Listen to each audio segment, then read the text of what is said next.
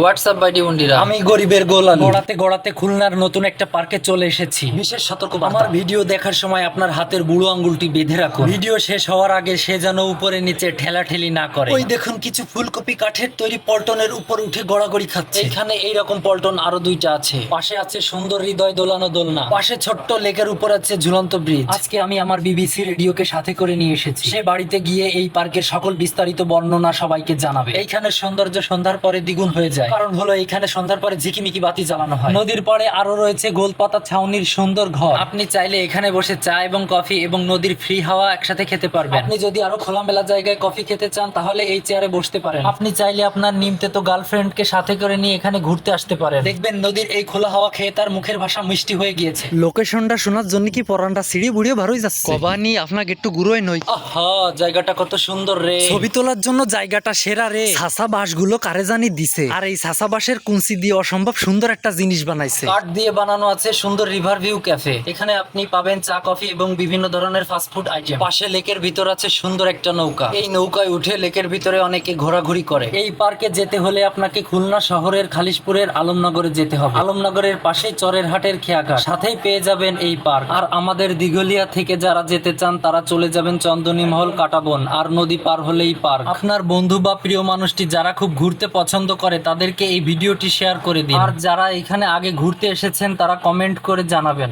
সবাই সুস্থ থাকবেন, ভালো থাকবেন, গাছ লাগান, পরিবেশ বাঁচান।